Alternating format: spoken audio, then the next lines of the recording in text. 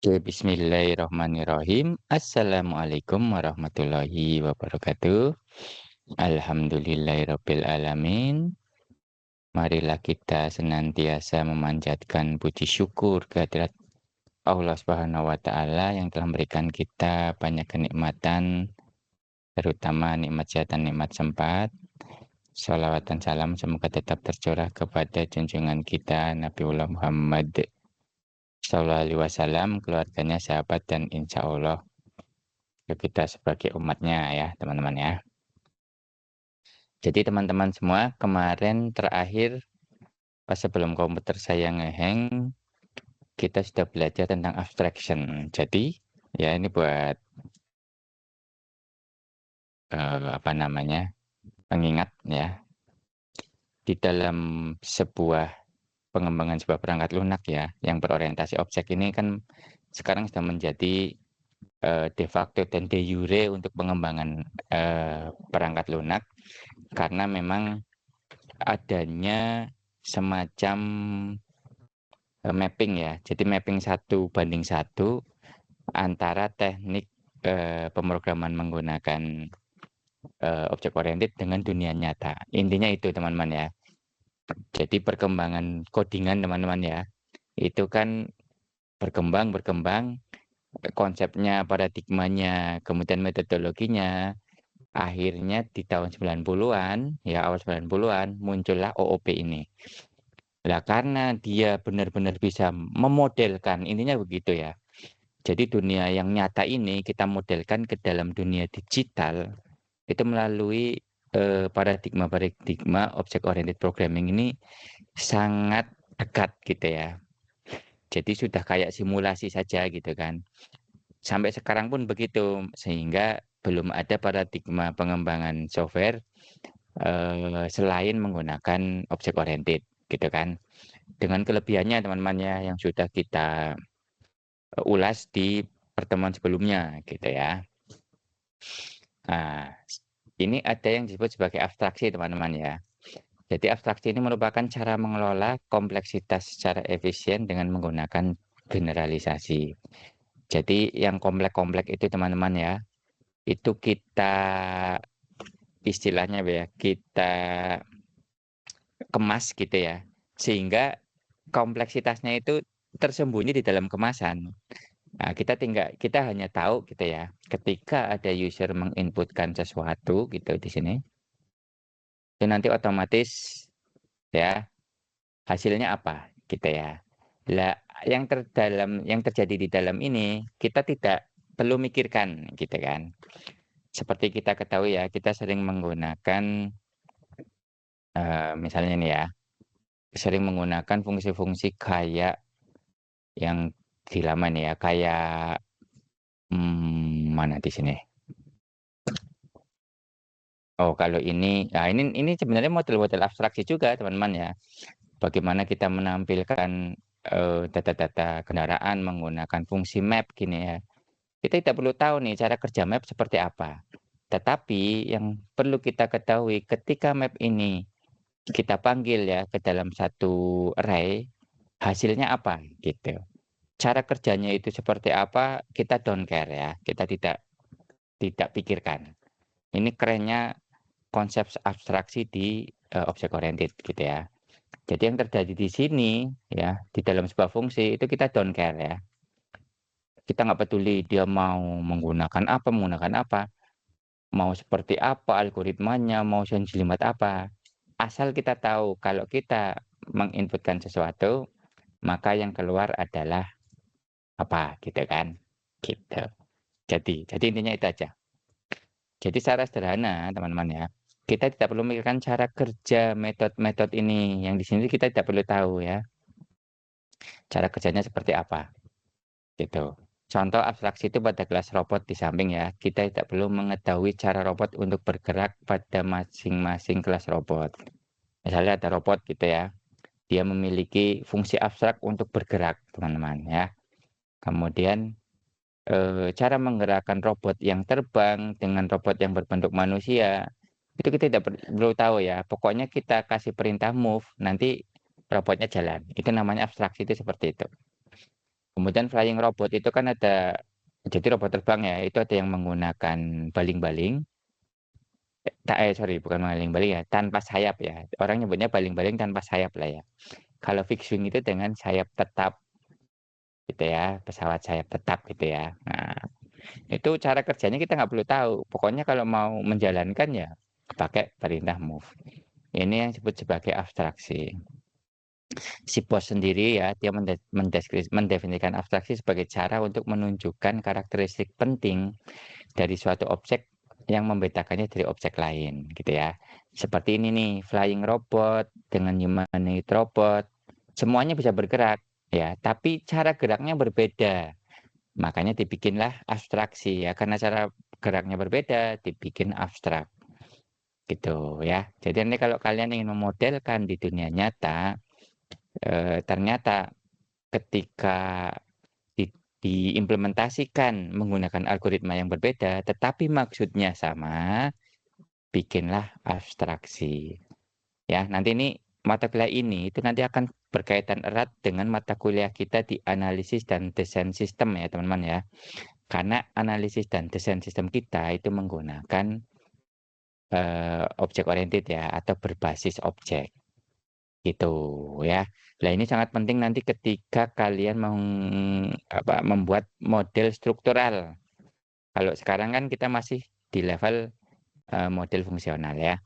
Nah, nanti notasi-notasi atau sintak ya atau diagram ya. Diagram yang ada pada UML seperti ini untuk menunjukkan kelas, seperti ini untuk menunjukkan generalisasi, kemudian ini untuk atribut atau metode yang lingkupnya publik, itu akan dipakai terus di pemodelan aplikasi menggunakan UML. Oke, ya teman-teman ya. Nah, untuk menunjukkan bahwa sebuah kelas itu abstrak, gunakan metode keyword abstrak ya. Ini saya langsung praktekin saja ya. Kemarin sebelum kita ngehang gitu ya, saya nggak tahu tuh baru pertama kali ngalami ngehang seperti itu. Ternyata setelah saya analisis itu suhu waktu itu panas banget teman-teman ya, panas banget. Saya lupa ya memang nggak pakai AC gitu ya, makanya kipas angin sehingga ternyata temperatur dari NVMe-nya itu tinggi banget sampai menyentuh 75 derajat. Nah, mungkin gara-gara itu akhirnya si storage-nya kan, si NVMe-nya itu dia fail, gagal, ya akhirnya ngehang. Oke, jadi kemarin teman-teman ya, kita sudah mencontohkan abstraksi dengan membuat dengan membuat dadu teman-teman ya. Jadi kalau kita lihat nih, di sini ada kelas ya. Jadi ditambahkan abstrak kelas. Saya gedein aja. Abstrak kelas ya. Dia punya properti kelas tersebut adalah tipe datanya adalah number gitu kan. Jadi kalau kalian bayangin dadu teman-teman ya, dadu itu kan matanya ada macam-macam ya. Ada yang dadu mata 3, pernah lihat nggak dadu mata 3? Kalau dadu mata 2 kan koin ya, kayak koin tuh di flip gitu kan. Gitu ya. Terus ada dadu yang 3, ada dadu yang 4 ada nggak ya? 3 ada saya pernah lihat ya. 4 saya nggak tahu, itu 5 juga saya nggak tahu. 6 saya pernah lihat, itu dadu yang biasa ya, yang biasa kita pakai. 7, 8 sampai dadu yang 20 ya, mukanya 20 saya pernah lihat ada barangnya gitu kan. Intinya itu ya. Lah ciri-ciri dari kelas abstrak ini teman-teman, dia tidak bisa apa namanya, di instantiate ya, tidak bisa diwujudkan menjadi sebuah objek gitu. Jadi kalau kita lihat nih di sini, oh ini belum ya. Nah di sini nih kita kan udah oke. Gini buat mengingatkan saya, kita ingin membuat ini ya. Jadi konsep bahwa si mata dadu ini teman-teman ya, itu ada kelas abstraknya. Kita sebut aja namanya dai. Dai itu dadu ya teman-teman ya. Bukan mati ya, tapi dadu gitu ya. Dia memiliki set ini, tanda ini teman-teman ya. Ini adalah protected ya. Tuh, saya sudah bisa tunjukin. Sehingga di dalam sini itu ditulis sini ya, protected. Ini protected, ini abstrak. Protect itu artinya apa? Artinya dia hanya bisa diakses oleh kelas yang menjadi anaknya dia. Kelas lain tidak bisa mengakses atribut itu ya. Gitu teman-teman. Ya ini konstruktor jelas ya. Nanti kita untuk membuat kelas day ini kita isikan ya itu jumlah mata dadunya gitu ya. Gitu. Kemudian dia punya sistem teman-teman ya, bukan punya sistem, punya apa sih namanya? eh eh metode gitu ya, yang akan menampilkan menampilkan kalau kita kocok gitu ya, roll itu dikocok, terus dilempar gitu ya, akan mengeluarkan angka secara random, yang muncul itu angka apa, berapa. Gitu ya teman-teman ya. Sebentar, ini saya kayaknya ada yang salah deh.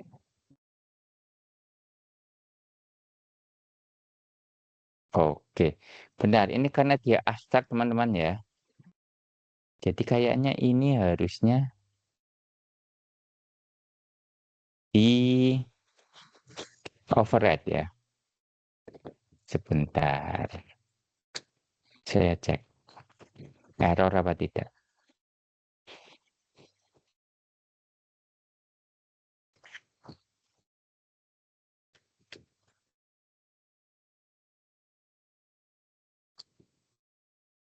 Mm. Ini harusnya kosong nih.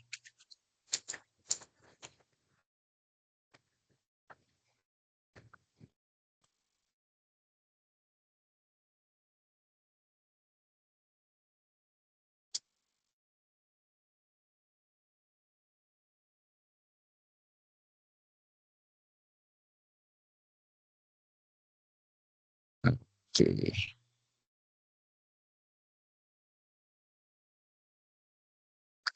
kalau ini kita hapus.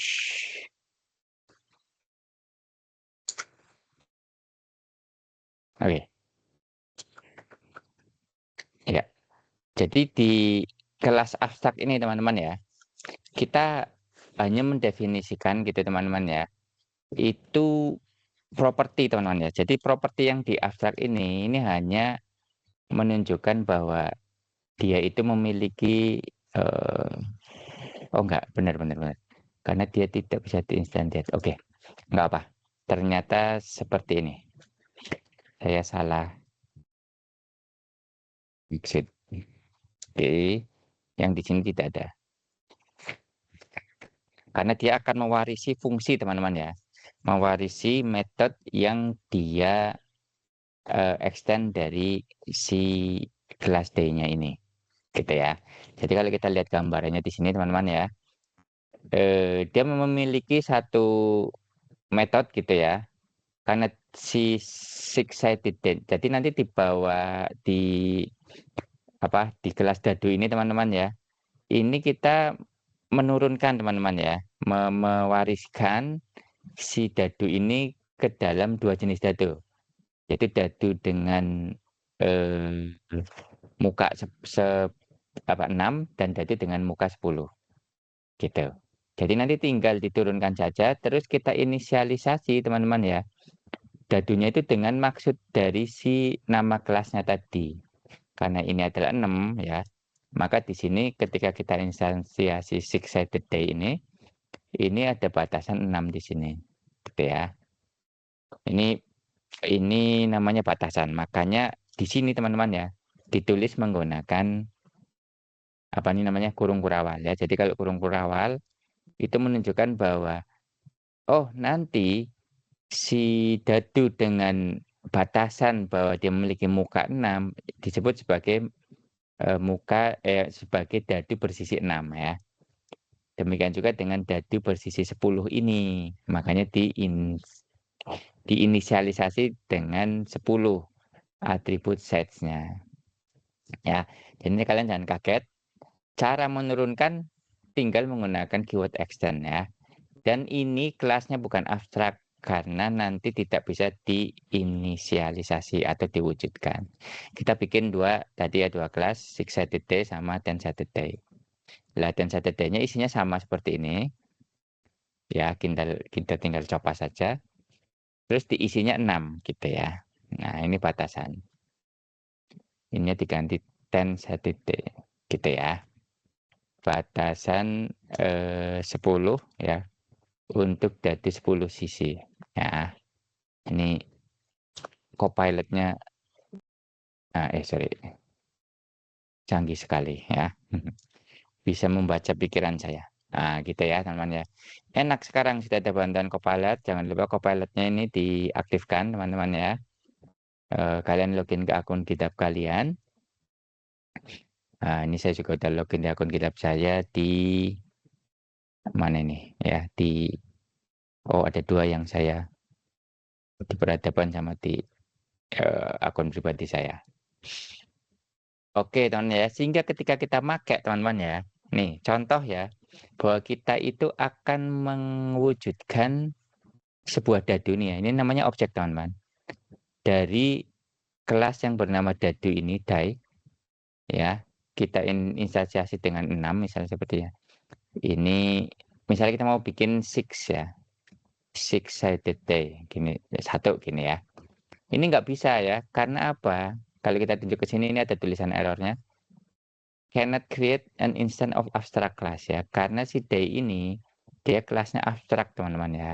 Nah ini sebagai abstraksi, dia memberikan satu generalisasi bahwa kalau sebuah dadu itu adalah sebuah kelas yang memiliki sisi gitu ya, memiliki atribut sisi ya, properti atau atribut sisi. Sedangkan six-sided day ini adalah sebuah dadu yang memiliki sisi 6 gitu.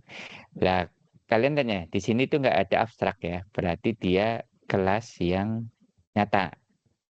Ya, namanya saya lupa namanya, selain abstrak kelas itu konkret ya, kelas konkret. Di sini ada ya. Ya. Jadi ada abstrak kelas, ada konkret kelas. Nah, ini ya. Aturannya memang seperti itu ya, kita tidak bisa mewujudkan objek itu dari kelas yang abstrak, harus kelas konkret. Jadi setelah kita tahu yang ini konkret, yang ini abstrak gitu ya. Nah, sehingga teman-teman yang ini error gitu ya.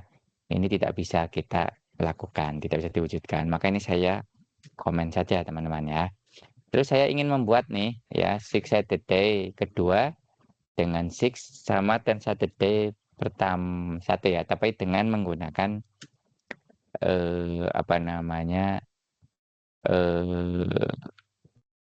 kelas ya, kelas yang sudah dijadikan konkret kelasnya. Nah, kalau kayak gini bisa. Ini error karena belum diimport ya. Kalau kalian save, otomatis akan diimport. Oke ya, semacam itu. Lah ini udah bisa nih berarti. Sehingga ketika kita ingin mengakses metode roll ya, itu kita tinggal manggil aja metodenya dia gitu ya. Nih, dengan perintah yang sama.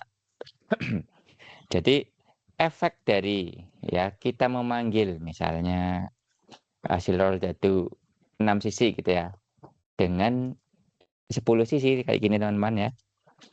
Itu sama-sama dengan memanggil metode roll. Cuma karena ini diterapkan ke dalam 6-sided day, ini diterangkan ke dalam 10-sided day, nanti hasilnya akan berbeda sisinya gitu. Oke, kita coba jalankan teman-teman ya. Jangan lupa PNPM dev. Nah, nanti akan kita lihat hasilnya di konsol ninjanya. Oke, jangan lupa, ini kan belum jalan kan, karena konsol ninjanya juga belum muncul nih. Terus,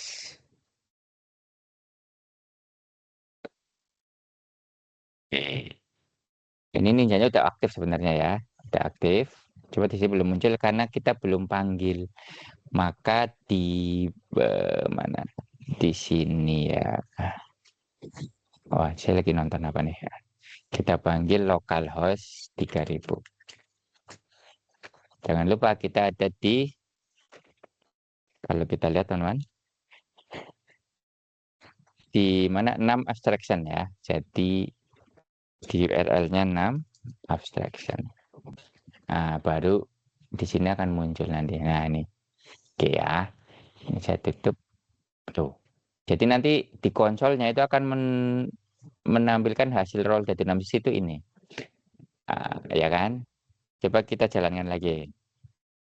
Eh, kita kita ulangi karena ini kan random teman-teman ya. Nah, hmm, gimana ya saya nunjukinnya ya? Gini aja. Oke, kalau kita refresh ya, kita reload. Nah, ini akan menghasilkan lagi 18 ya.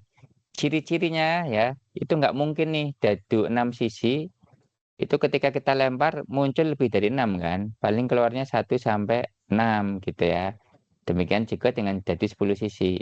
Nah, maka akan muncul 1 sampai 10. Jadi ini kalau kita roll lagi ya, nanti akan mengeluarkan lagi kan hasil roll gitu. Roll lagi gitu kan.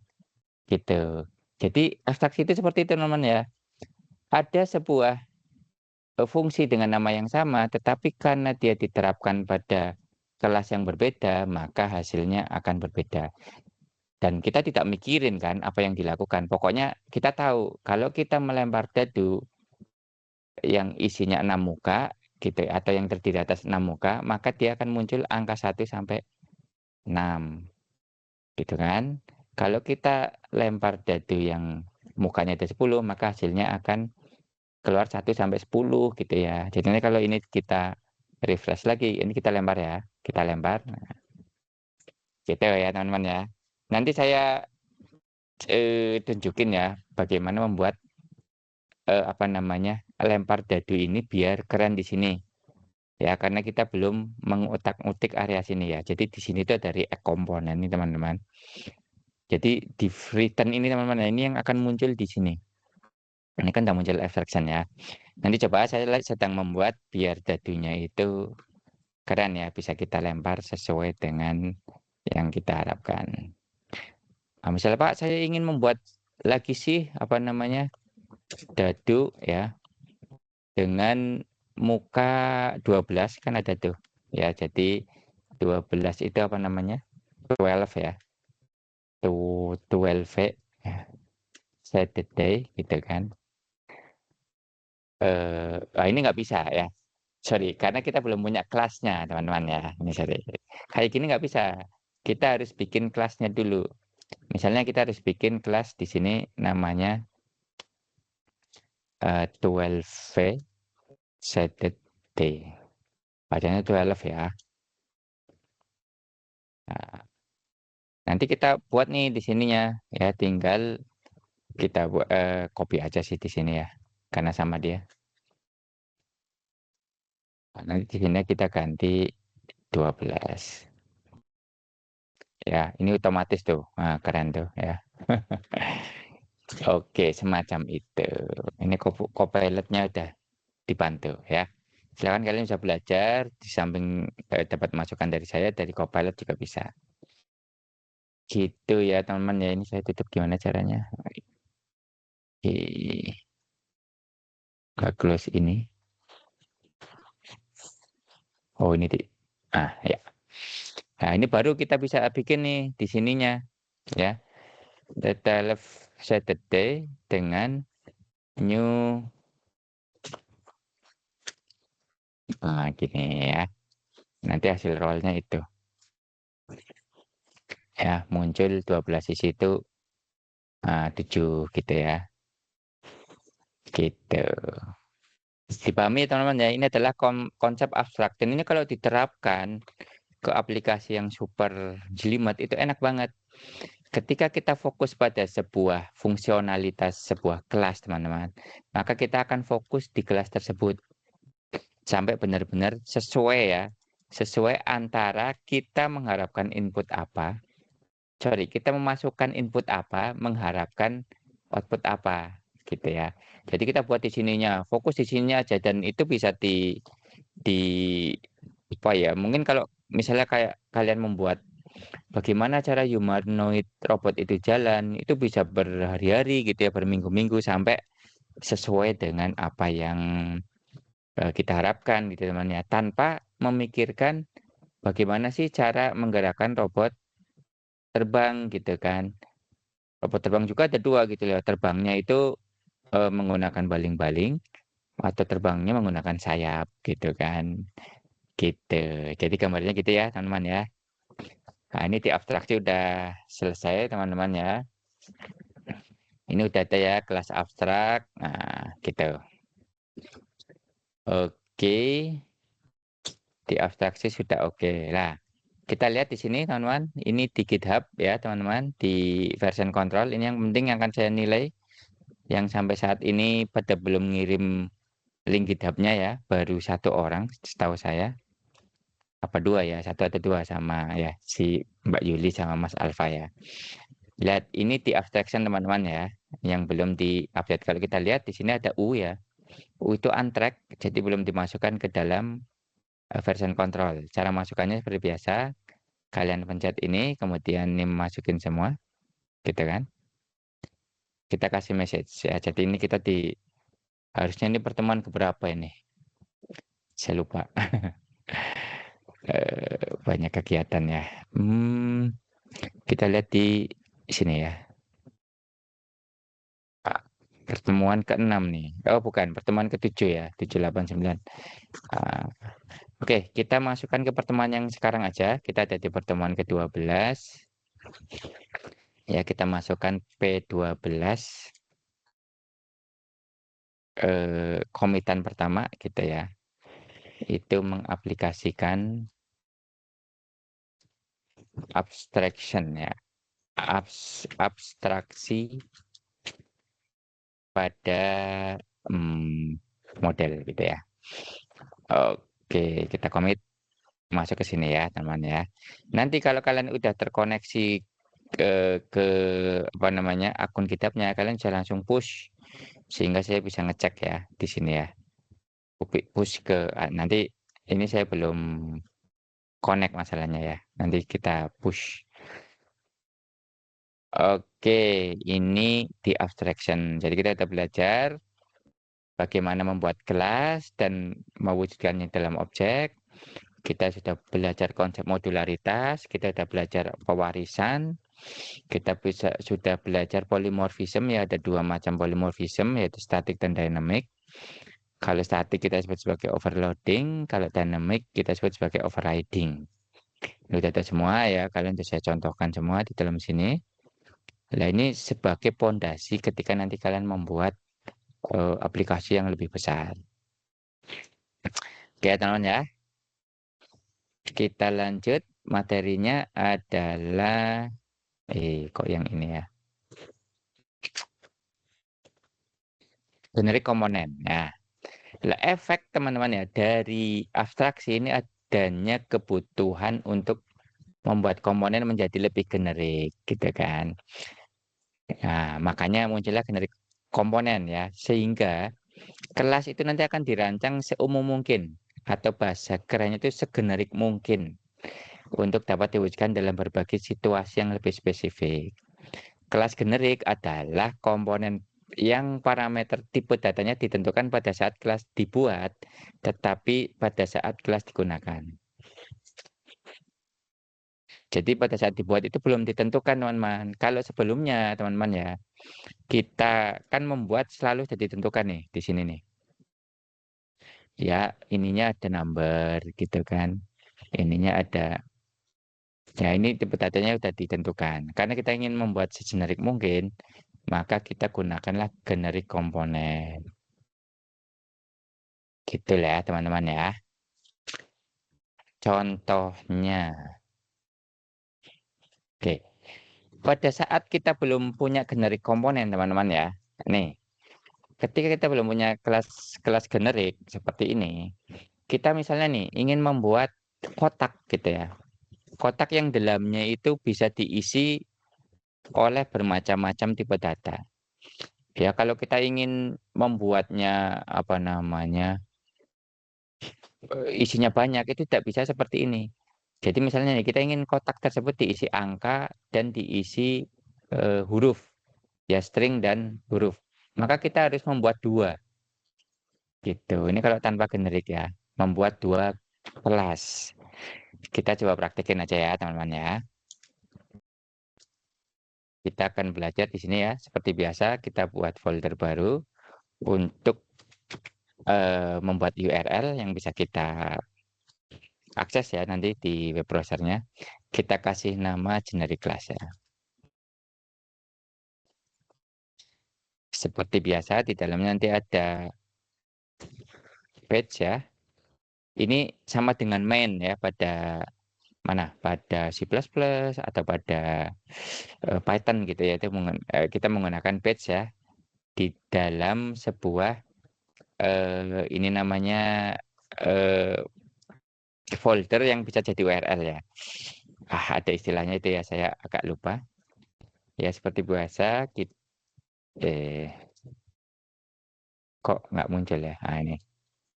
Ini kita kasih nama generic class. Oke, ini seperti biasa kita isi dengan, aduh, contoh generic class ya. Kita bisa dicontoh ini. Jangan nggak apa, wis. Oke. Oke, kita bikin seperti ini. Oh, benar ini ada daftar-daftar seperti ini. Oke, ya. Ya nanti kalau kita akses seperti biasa di sini ya teman-teman ya. Itu tinggal cari dimasukkan di sini generic class. Ya akan muncul seperti ini. Oke, ya kita kan ini membuat kelas nih misalnya kelas yang berisi, box ya, number box.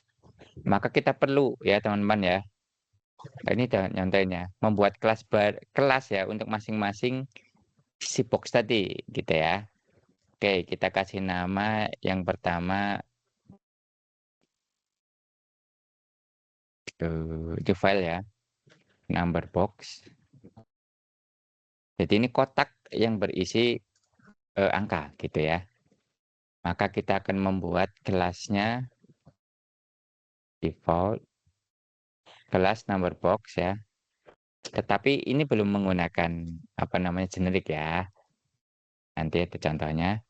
Kita bikin private value, kemudian konstruktornya initial value, this value, kemudian ada get value number. Nah, lihat.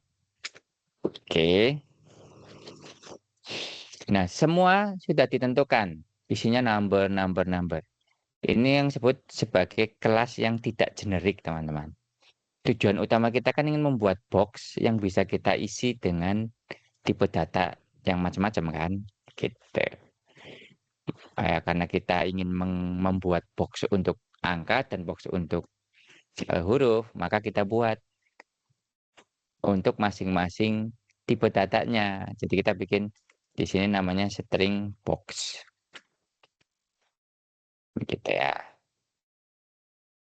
Ini isinya sama dengan ini ya. Ya,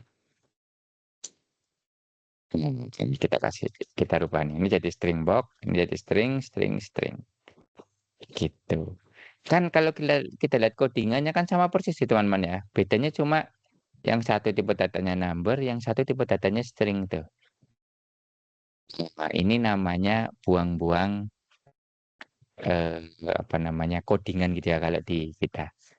Sehingga muncullah istilah generic class.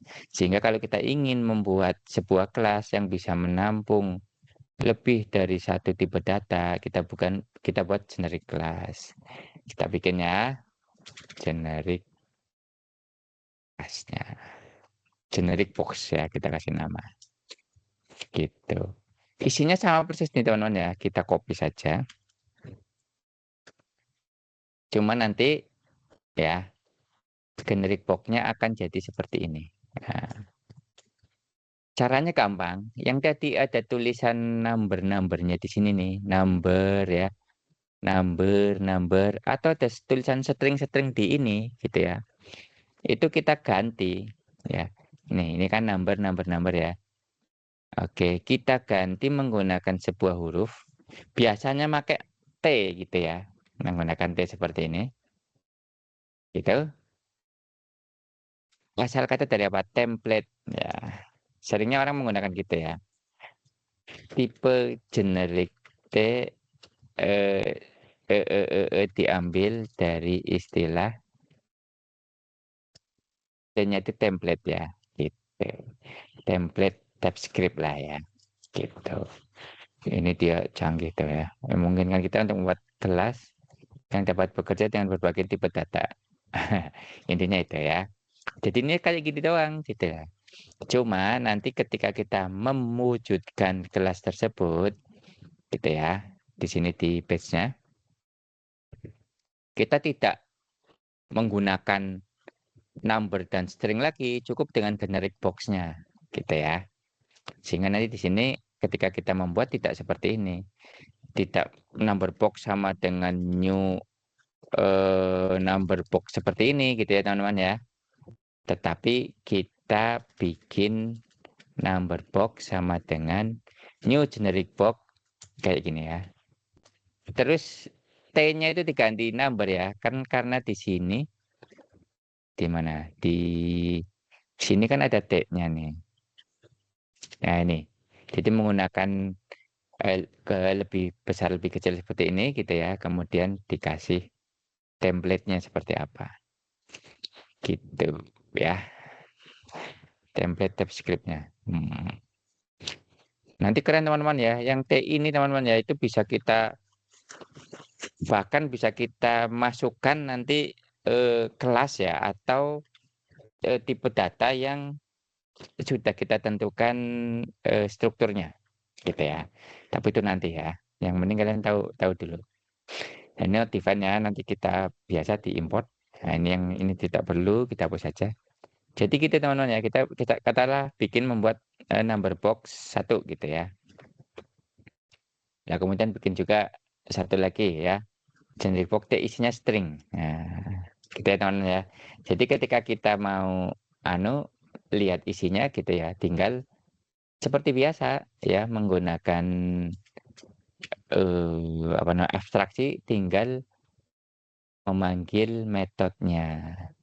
Jadi ini bacanya itu method getValue diterapkan pada objek number box yang merupakan kelas generik dengan tipe data number akan menghasilkan output 5 gitu ya. Outputnya akan seperti ini. Gitu ya teman-teman ya. Dipahami ya teman-teman ya. Tuh nanti ada nih 5 hello. Oke. Oke Pak, saya ingin membuat apa sih namanya? Isinya itu katakanlah kita bikin ya. Sini tab ya, ini saya tambahkan ya. Misalkan type namanya mahasiswa ya. Yang isinya nama Amanim ya. Kita bisa bikin nih di sini. Ya, konsen mahasiswa box dengan isi ini. Dengan tipe data ini ya, isinya adalah ini. Gitu ya. Ini canggih banget nih Copilot-nya. Maka ketika kita ingin melakukan console log gitu ya. Nilai dari mahasiswa ya tinggal mahasiswa box get value. Nah, gitu teman-teman. Maka nanti munculnya kita save ya. Itu adalah berupa ini namanya objek ya. Berupa objek ya dengan isi namanya Budi NIM-nya 123. Nah, kalau udah kayak gini ya kalian memahami ini kan adalah JSON ya. JavaScript Object Notation. Ini menggunakan API apa aja nanti bisa ya, tinggal dilihat. Kalau kalian ingin tahu namanya aja ya get value dot nama gitu ya. Nanti yang muncul adalah namanya saja. Namanya aja yang ini aja. Nah, ini kok nggak muncul namanya aja ya. Misalnya gini ya, nama dari mahasiswa. Gitu. Ya, namanya Budi saja ya di sini Budi.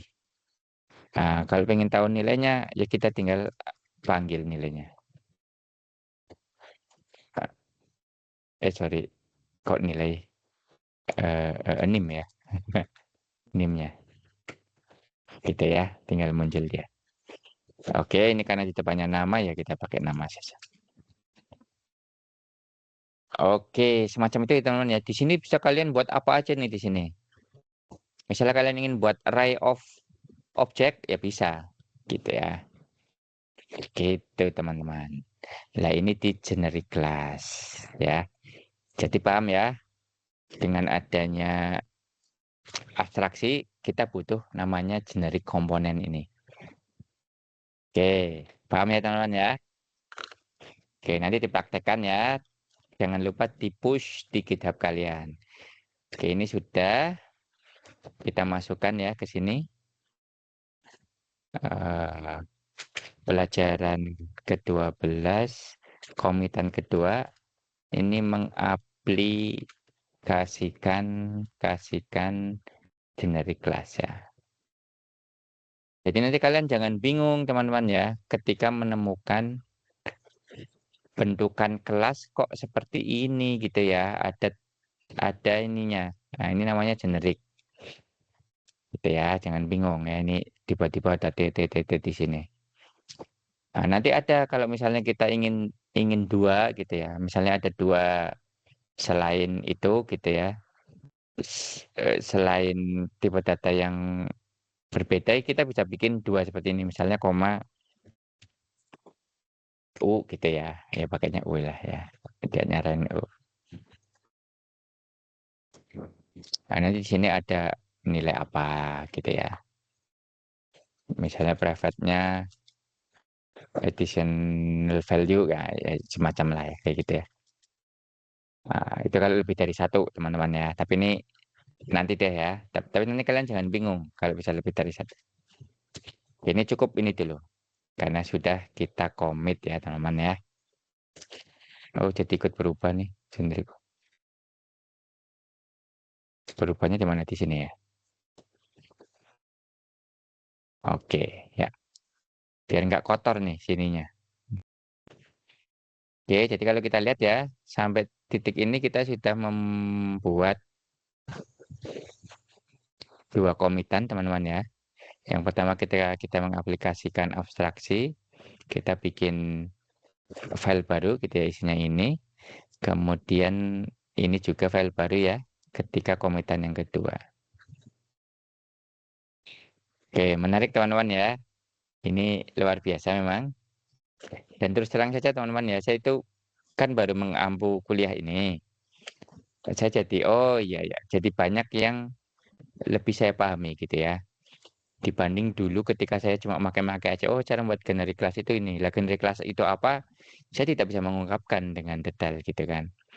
Lah baru ini saya bisa mengungkapkan dengan detail. Oh, ini mah yang tadi ya. Oke, dipahami teman-teman ya. Oke, kita sudah belajar hari ini ya. Ini abstraction dengan generic class. Ada ketambahan lagi namanya interfaces, teman-teman. Oke. Nah, interface ini apa? Dia bagian dari abstraksi. Jadi ada abstraksi itu di dalamnya itu ada generic class dan ada interface. Nah, interface ini adalah abstraksi yang mendefinisikan kontrak perilaku dan kemampuan suatu objek ya, teman-teman ya. Sehingga kode dapat bergantung pada perilaku yang dijanjikan, bukan pada implementasi konkretnya. Oke ya, teman-teman ya. Kita contohin aja ya langsung ya. Atau ini deh, kita ini dulu deh. Oh, bedanya ya teman-teman ya. Interface dengan inheritance nih, dengan pewarisan. Kalau pewarisan yang ini teman-teman ya. Pewarisan yang ini. Ini dia, teman-teman ya. tetap menggunakan segitiga yang tengahnya bolong, tetapi ininya garisnya nggak putus-putus, solid gitu ya, semacam ini. Jadi dia namanya pewarisan. Tetapi kalau putus-putus namanya interface. Bedanya apa ini yang akan kita bahas ya. Berbeda dengan pewarisan atau inheritance yang hanya dibatasi oleh satu ortu, teman-teman ya. Sebuah kelas dapat implement lebih dari satu interface. Jadi kalau kalian lihat inheritance ya, semacam ini ya. Ya walaupun secara teknis, secara ya dibolehkan gitu ya, bahwa kita menginherit dua ortu yang berbeda. Cuma secara logika absurd gitu ya. Sehingga ketika kita ingin membuat sebuah kelas yang ingin mewarisi kemampuan lebih dari satu kelas yang lain, teman-teman, itu kita akan menggunakan interface. Justru dengan adanya interface ini, teman-teman ya, ini kita lebih fleksibel. Nah, ya, karena ini ada di dunia nyata. Jadi pemodelan atau abstraksi ya, atau konsep ini itu di dunia nyata itu ada. Sehingga muncullah di codingan ini namanya interface. Gitu ya. Keywordnya menggunakan implement ya. Kalau inheritance kan menggunakan extend. Kalau ini menggunakan implement. Gitu ya. Tujuan dari interface adalah memodelkan perilaku atau kemampuan. Jadi ini yang dimodelkan teman-teman ya. Gitu. Ya teman-teman ya. Itu dimodelkan. Kemudian mendukung polymorphism. Mempermudah testing. Membuat abstraksi dan mengurangi coupling. Nanti ini akan kita bahas satu-satu kecuali bentar, saya lupa. Ini akan dibahas satu saja, misalnya memodelkan perilaku, mendukung polymorphism, mempermudah testing, membuat abstraksi dan mengurangi coupling. Nah, ini teknik tingkat lanjut, teman-teman ya. Silakan kalian belajar unit testing, software pattern, komposisi dan dependency injection ini berhubungan dengan interfaces. Gitu ya. Dan kayaknya kalau udah ini kita akan belajar tentang pola desain dari sebuah arsitektur software ya. Termasuk Next.js yang kita pakai, teman-teman ya. Ini sebenarnya dia sudah merancang framework yang isinya interface yang secara tidak sadar kita pakai juga. Nah, ini tingkat advance. Silakan kalian belajar sendiri dan diterapkan nanti di dunia kerja ya. Yang penting asal mulanya dari mana gitu ya. Itu kita tahu terlebih dahulu. Ya teman-teman ya, kita bahas satu-satu teman-teman ya. Jadi nanti kalau kita buat nih interface seperti ini ya. Ini kita buat nih sebuah kemampuan dari sebuah objek ya. Interface-nya ya, itu kita kasih nama misalnya ini swimable, artinya dia bisa berenang ya.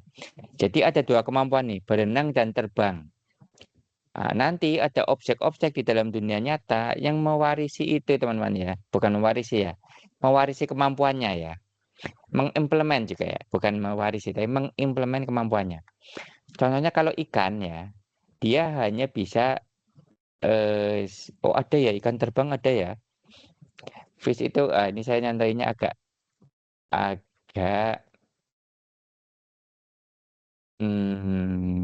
apa ya, agak overshoot nih. Sebenarnya ada ikan bisa terbang ya. Nggak apa-apa, ini kita anggap dulu ya, kita anggap ikan itu nggak bisa terbang ya. Sedangkan pesawat ya, tahu ya objek pesawat, itu dia hanya bisa terbang ya, tidak bisa berenang gitu kan. Walaupun mungkin nanti ada pesawat amfibi ya, tapi bukan berenang ya, tapi ngambang ya. Ada ya, pesawat berenang ada ya, amfibi. Jadi mendaratnya itu di air gitu ya. Nah, ini kita anggap aja ya, kita anggap aja airplane itu hanya bisa terbang, ikan itu hanya bisa berenang gitu kan. Tapi ada satu jenis objek ya, misalnya namanya bebek nih. Bebek di samping dia bisa berenang, dia juga bisa terbang gitu kan. Sehingga kalau kita lihat di sini, si bebek ini dia akan mengimplementasikan metode swim dan fly. Jadi ketika kita nyuruh bebek ya untuk berperilaku berenang, nanti dia akan melakukan metode yang ini. Dan ketika bebek kita kasih perilaku untuk terbang, maka dia akan menjalankan perilaku yang ini. Atau kasarnya gitu ya, di dalam bahasa pemrograman itu kita menjalankan, metode yang berbeda, gitu. Nah, sekarang kita masuk ke waduh, saya mencetnya N ya. Kita masuk ke interface ya, untuk memodelkan perilaku atau kemampuannya. Tadi sudah saya jelaskan. Jadi bentuk-bentuk, UML-nya seperti ini. Oke, sekarang kita bikin ya, di sini ya. Enaknya kita langsung praktek saja. Kita tambahkan satu folder lagi ya, kita kasih nama, interface. Oke, nanti di dalamnya seperti biasa ada file namanya page.tsx sebagai entry point gitu ya. Nah, kita kasih nama interface. Ya, ini kita hapus.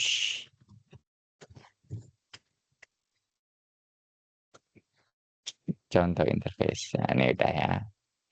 Interface adalah kontrak yang mendefinisikan struktur dari sebuah objek. Contoh, interface manusia memiliki properti nama dan name.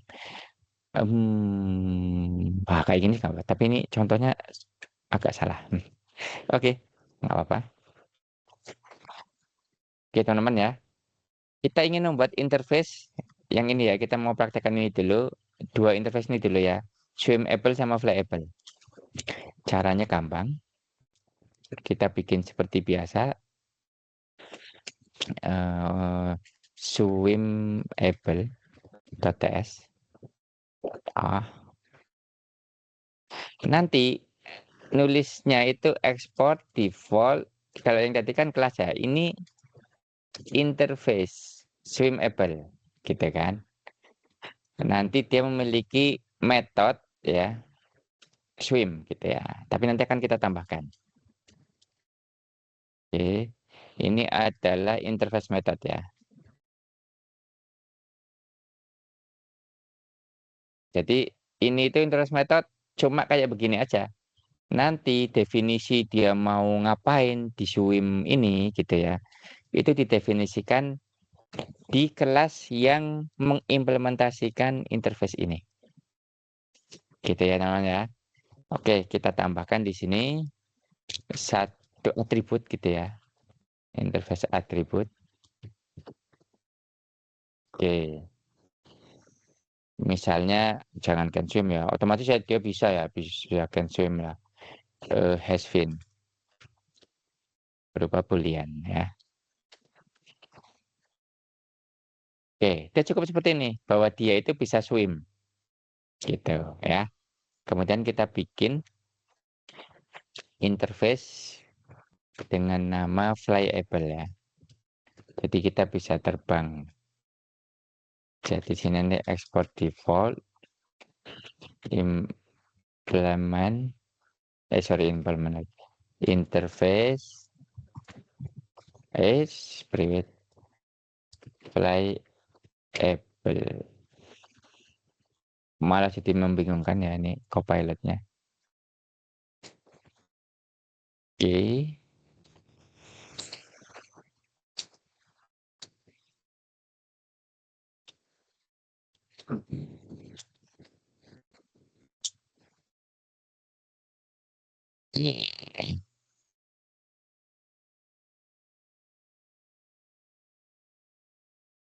Ya, jadi ada interface di flyable itu has wing ya, sama fly gitu ya.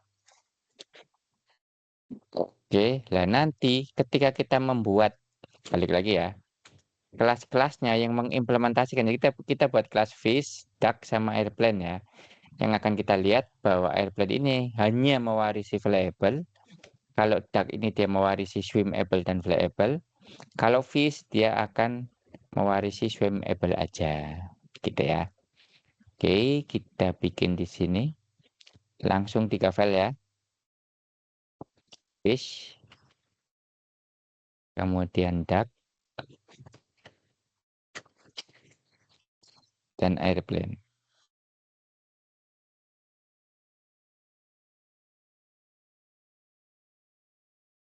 Airplane. Oke, kita bikin fish dulu teman-teman ya. Ketika kita ingin membuat kelas eh, fish gitu ya, yang mengimplementasikan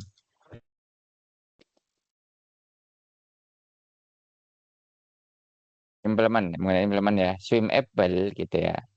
Itu dibikinnya seperti ini, gitu ya. Gitu. Nanti sini aja ya. Eh, ya kita tambahkan ya public name string. Kemudian ada constructor name string has been boolean. Ah, gini. Ini nanti di sini isinya name aja. Yang harus dihilangkan. Lah otomatis kalau fish kan punya sirip ya. Jadi di sini kita tambahkan isinya true ya. Hasbin itu kita tetapkan isinya true. Jangan lupa teman-teman ya, karena kita mengimplementasikan swimable, maka metode yang di swim ini harus kita implementasikan apa gitu ya algoritmanya. Karena ini hanya untuk menunjukkan konsep gitu ya. Di sini swimnya kita isi ya dengan ya semacam ini. Tapi ini kita jadiin oh, bentar, ini bukan void teman-teman ya. Nanti di sini swimnya jadi string aja. Ini saya tadi salah bikin teman-teman.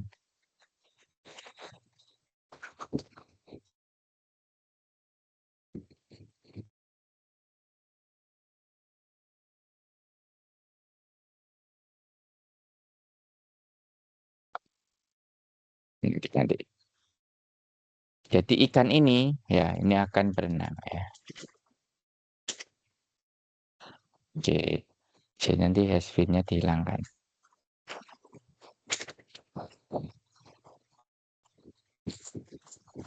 Oke, semacam ini ya. Kita lihat bahwa kelas fish itu dia akan mengimplementasikan interface swimable ya yang kita ambil dari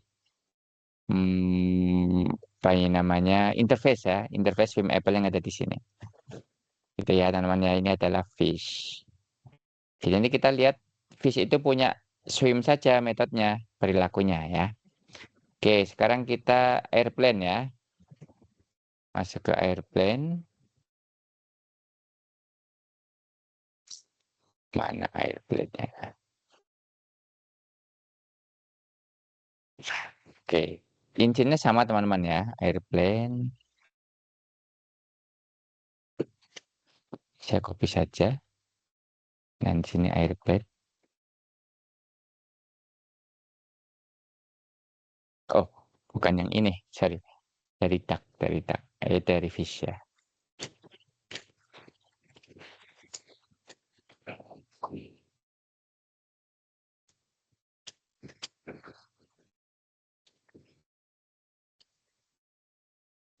Dia implement flyable ya. Hanya mengimplement flyable. Dia haswingnya true. Ini jadi fly terbang ya. Oke, intinya sama sih. Nah, ini yang swimable kita hilangkan. Oke, jadi kalau kita lihat airplane ini ya teman-teman ya, nanti akan bisa mengeksekusi metode fly. Karena dia mengimplement dari si flyable ini. Tapi kalau duck teman-teman ya, karena dia memiliki dua kemampuan, terbang dan berenang, ya, maka ini bikinnya default eh, export ya, export default itu tadi aneh deh ditebak kelas duck yang dia mengimplement flyable dan swimable.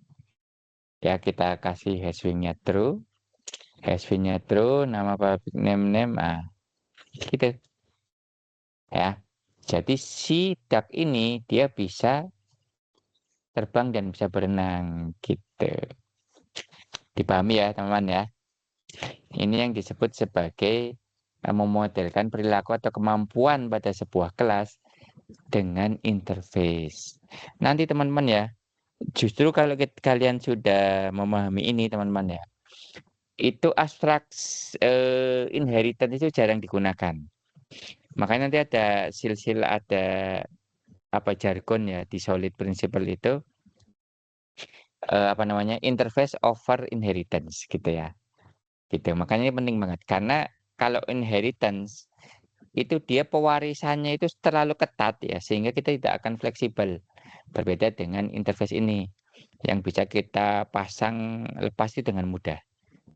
Gitu. Makanya disebut sebagai interface ya antar muka gitu ya. Sehingga kita bisa mengakses sebuah kelas ya itu dengan kontrak ya, kontrak yang disediakan. Misalnya dalam hal ini kontraknya itu kalau ikan ya dia hanya bisa berenang. Kontraknya seperti itu. Disuruh terbang ya tidak bisa gitu kan. Kalau pesawat terbang dia kontraknya hanya bisa terbang, disuruh berenang tidak bisa. Tetapi kalau si bebek ini ya si duck, dia tanda tangan kontraknya dua, dia bisa terbang, dia bisa berenang. Sehingga nanti dia akan mewarisi kemampuan yang ada di apa namanya masing-masing interface tadi, termasuk dari metode dan atributnya. Ya, makanya di sini teman-teman ya, kalau kita lihat notasinya itu sama persis dengan si inheritance. Cuma karena dia tidak terlalu ketat, ya ikatannya tidak terlalu ketat, maka dibuat putus-putus garisnya. Ya, berbeda dengan apa namanya dari pewarisan ya, karena dia solid gitu ya. Intinya apa? Dia intinya tidak mudah diputus. Tetapi kalau interface itu dia mudah diputus dan dipasang-pasang lagi gitu ya di tempat lain. Mungkin ya nanti kita ada namanya flying fish gitu ya. Ternyata ada ikan gitu ya. Itunya mana sih? Ya ada ikan yang bisa terbang. Maka kita bikin di sini nanti flying fish yang menandatangani kontrak bisa terbang dan bisa berenang. Begitu ya teman-teman ya. Makin menarik ya. Ini adalah pemakaian interface untuk memodelkan perilaku. Lah kalau untuk interface mendukung polimorfisme teman-teman ya, itu adalah apa sih namanya? Eh jadi inti dari polimorfisme teman-teman ya. Ini kan kita mengerjakan sesuatu ya yang berbeda, tetapi memiliki eh, eh, eh, eh, peran ya atau role ya atau fungsi yang sama gitu ya. Tetapi melakukannya dengan cara yang berbeda gitu ya. Oke, sekarang kita lihat bagaimana cara interface itu mendukung polymorphism. Kita contohin ya, contohin kita ingin membuat sebuah apa sih namanya objek ya berbentuk lingkaran dan berbentuk kotak. Dan objek tersebut itu memiliki kemampuan untuk digambar, gitu ya, draw. Ya, makanya ketika nanti kita lihat ya, kita bikin sebuah interface drawable, kemudian ini cara membuat lingkaran, yaitu dengan mengetahui radiusnya, cara membuat apa namanya persegi panjang itu dengan kita harus tahu lebar dan panjangnya ya, panjang dan lebarnya. Baru kita bisa buat. Ini namanya polymorphism ya. Sehingga ketika kita memanggil si apa namanya si kelas tersebut untuk menggambar gitu ya teman-teman ya. Kita bisa memastikan ya bahwa kalau untuk menggambar sebuah lingkaran ya hanya butuh radius, untuk menggambar sebuah apa namanya persegi panjang ya butuh panjang dan lebar gitu.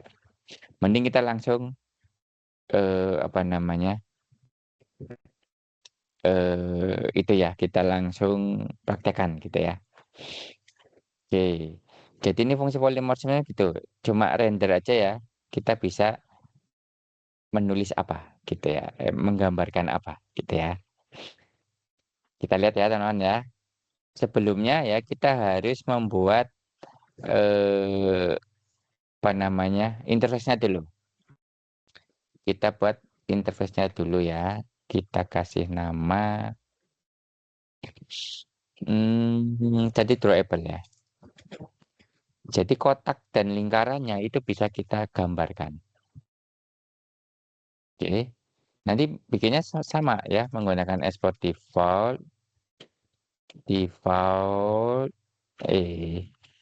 interface drawable.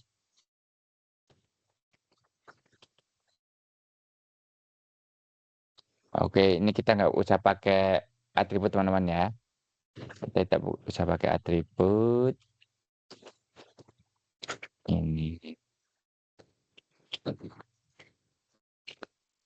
Ya, cukup kita bikin sebuah metode ya yang ya menampilkan bahwa ini tuh sebenarnya sedang menggambar apa gitu ya. Oke, semacam ini. Kemudian kita bikin circle dan new file. Oke, kita bikin rendernya dulu teman-teman ya. Kita bikin render. Ini untuk polymorphism-nya teman-teman ya. Bahwa kita itu nanti membuat sebuah kontainer yang isinya bisa untuk menggambar bentuk objek apapun. Ya, seperti biasa kita bikin fungsi teman-teman ya. Fungsi untuk merender.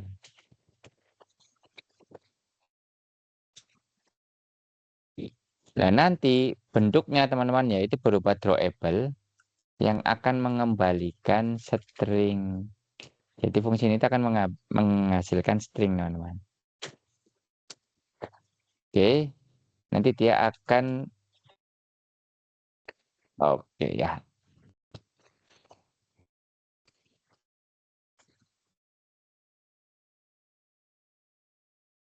Mancing.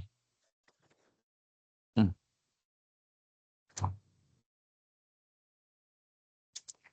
Lah, ininya apa namanya teman-teman? Bentuk polymorphismnya gitu ya. Itu oh ini harus implement dulu ya. Oh dia drawable-nya dari mana nih? Dia nggak tahu deh. Ini function bukan function. Oke. Ya, seperti ini teman-teman. Ya, lihat nih di sini ada drawable. Ini interface teman-teman ya. Nah, interface drawable kita masukkan sebagai parameter, sebagai sebagai tipe data untuk parameternya, gitu ya. Sehingga nanti ketika kita masukkan di sini bentuk apapun, nanti dia bisa melakukan sesuatu gitu ya. Merender apa gitu kan. Terus kita bikin file untuk circle ya, objek circle dengan tadi apa rectangle ya.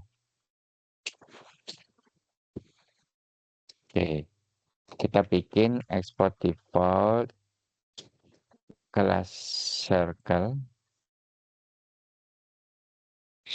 ya, dia memiliki radius ya teman-teman ya. Radiusnya kita bikin public aja, berupa number, terus konstruktor berupa number, iya kayak gini. Ini biar kalian nggak bingung, saya bikin pakai R aja. Terus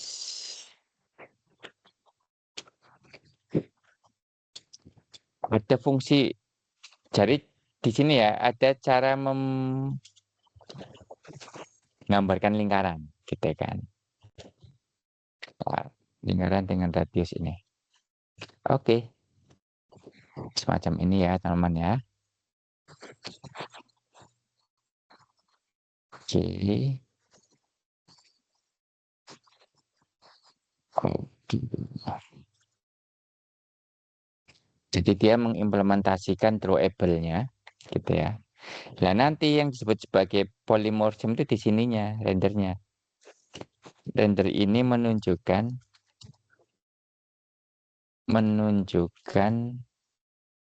eh apa ya?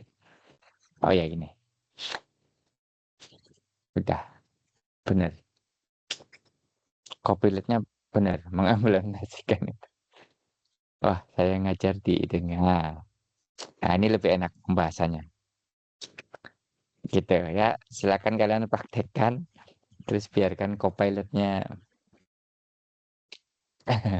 memberi petunjuk. Oke ya.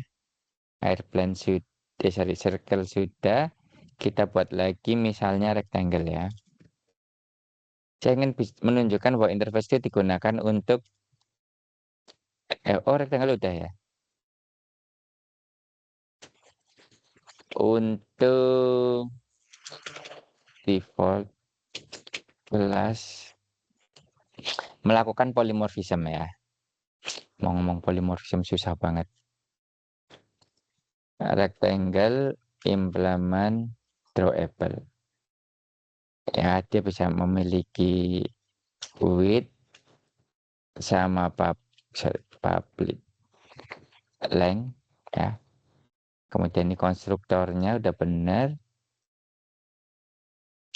Kemudian di sini ada draw ya. Oke. Bisa tinggal dibuatkan sama Copilot. Nah, ini biar kalian tidak terlalu bingung ya. Karena ini kan sama. Lu pokoknya bisa sama, Pak. Karena ada keyword this-nya, teman-teman ya.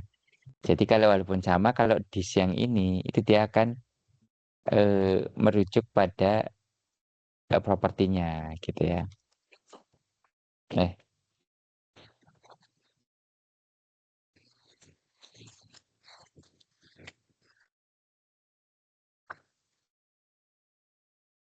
atribut.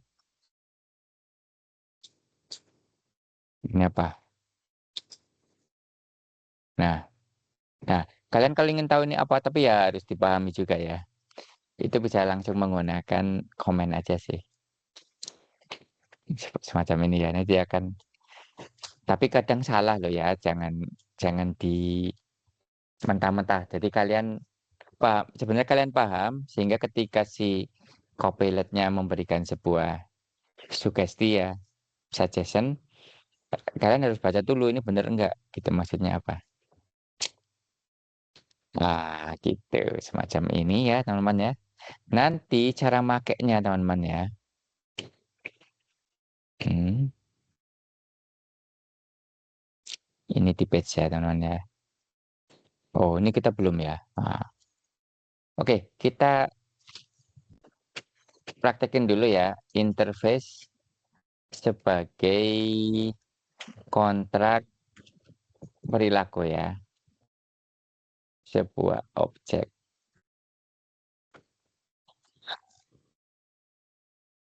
Ini kalau mau gini aja lah sebuah objek.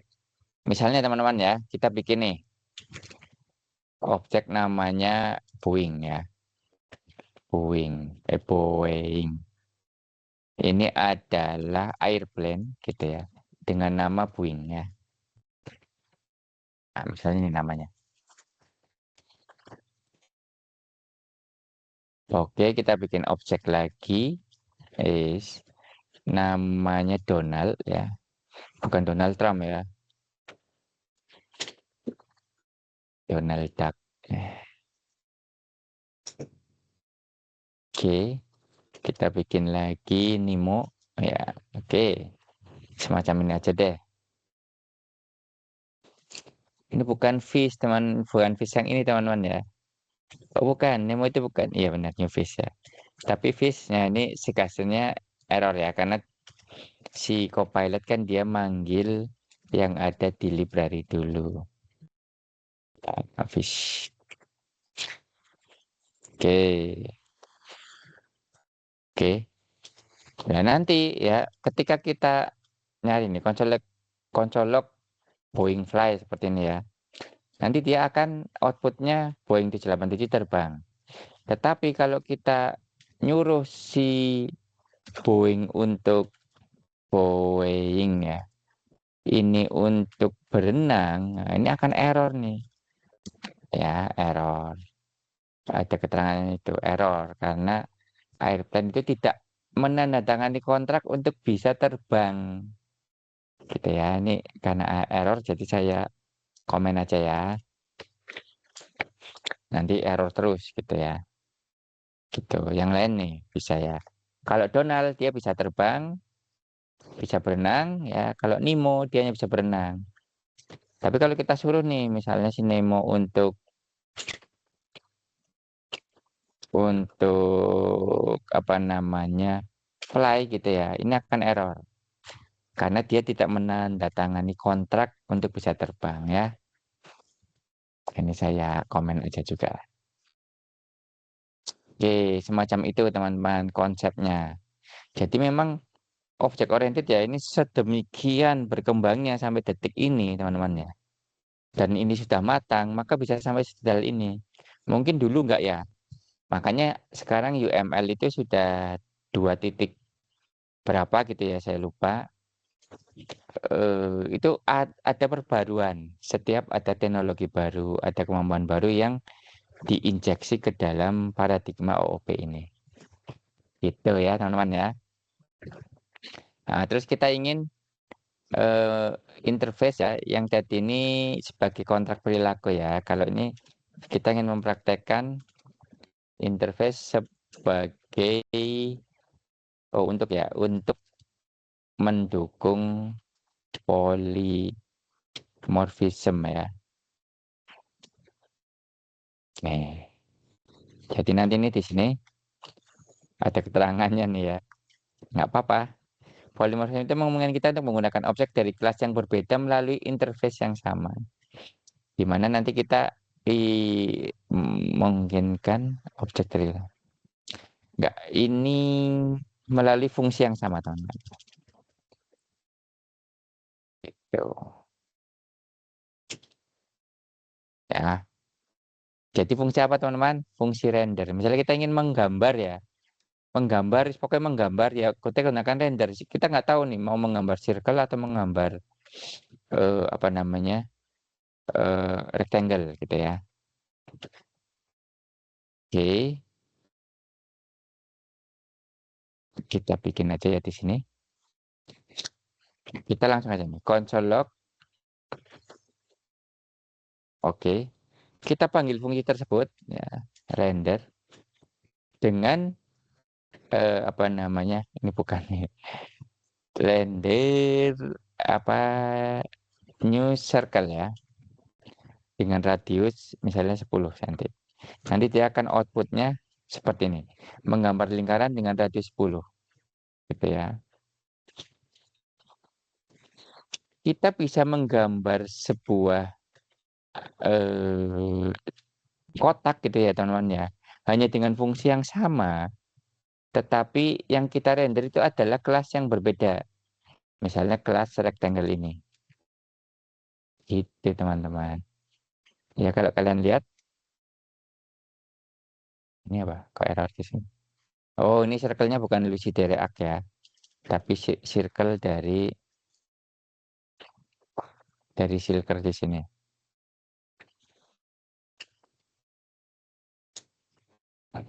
Oke. Begitu teman-teman. Ya ini clean banget ya. Nggak ada warning, nggak ada error di sini. Itu. Jadi untuk mendukung polymorphism itu ini, untuk mendukung perilaku ya, kontrak perilaku itu adalah yang ini. Semuanya menggunakan interface. Ada interface drawable ya, ada interface flyable, sama interface swimable. Makanya kalau bahasa Inggrisnya itu kan ada belakang able-able-nya nih. Berarti dia kontrak, ini dia bisa ngapain, bisa ngapain. Gitu cara kerjanya teman-teman ya. Oke, interface udah teman-teman ya. Mana interface? Oke, ya. Nanti ada yang mempermudah testing, membuat abstraksi dan mengurangi kopling menggunakan interface, teman-teman ya, akan kita bahas di lain waktu.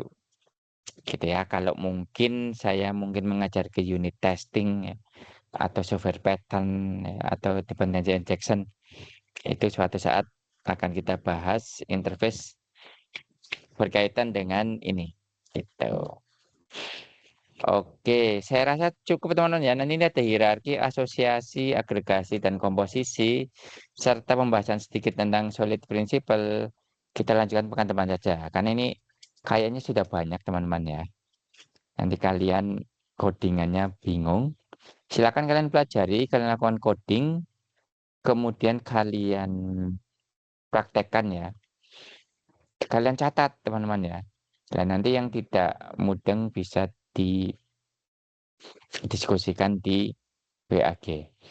Jangan lupa ini di komit teman-teman ya. Ini ada banyak ya. Kita membuat berapa file nih? 1, 2, 3, 4, 5, 6, 7, 8, 9, 10. Kita masukkan. Nah, kemudian kita kasih di pertemuan ke-12 ini adalah mengaplikasikan interface untuk eh, untuk kontrak sebuah kelas dan untuk satunya apa ya, mendukung polimorfisme.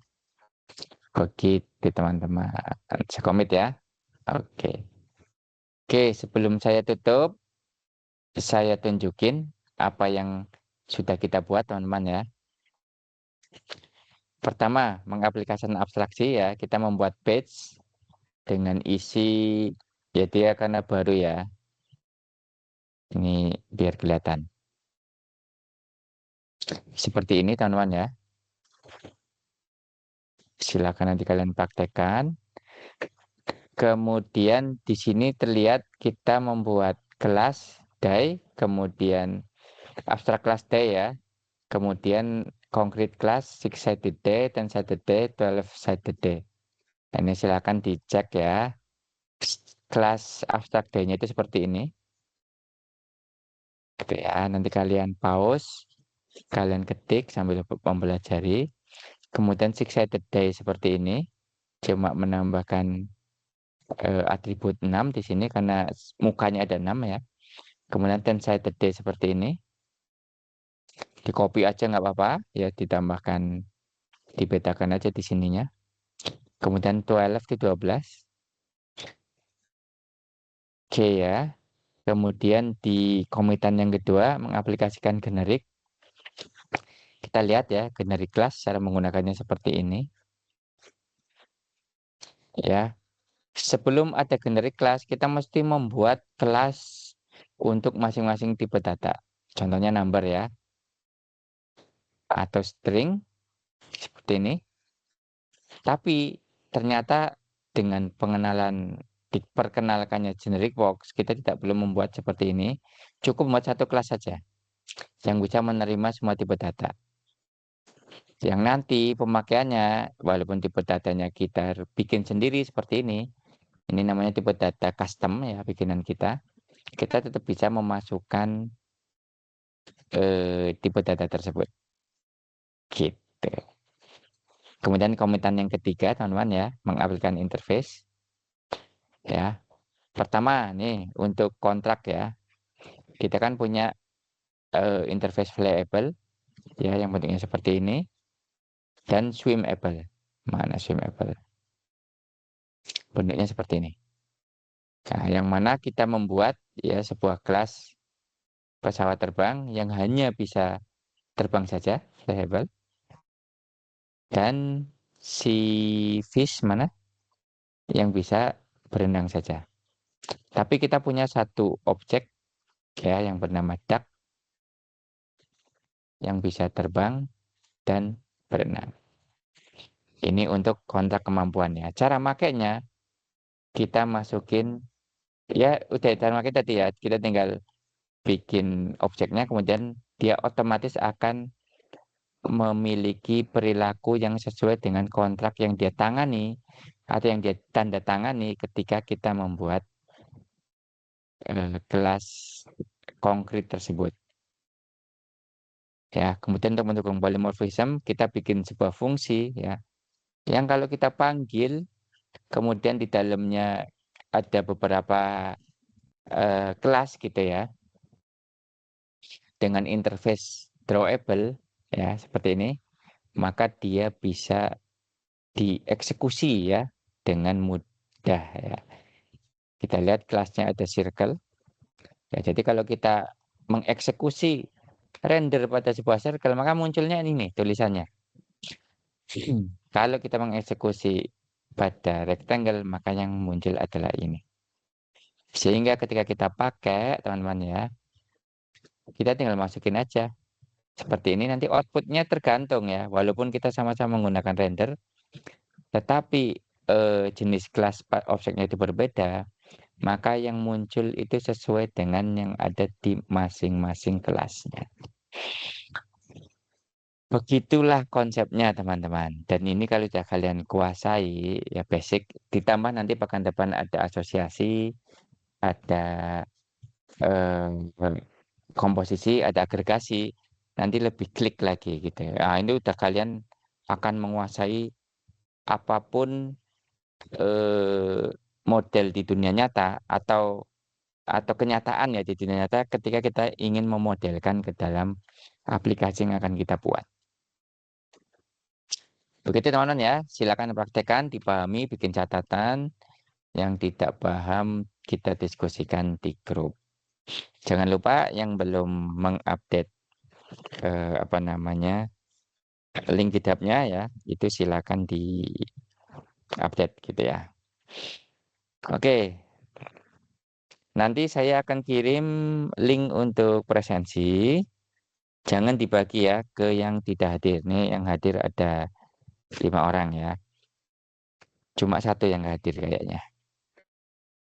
Ya, oke. Saya akhiri ya teman-teman. Terima kasih banyak. Mari kita tutup dengan membaca doa kafaratul majelis. Subhanakallahumma wa bihamdika asyhadu an la ilaha illa anta astaghfiruka wa atubu ilaik. Terima kasih banyak. Saya akhiri. Wassalamualaikum warahmatullahi wabarakatuh.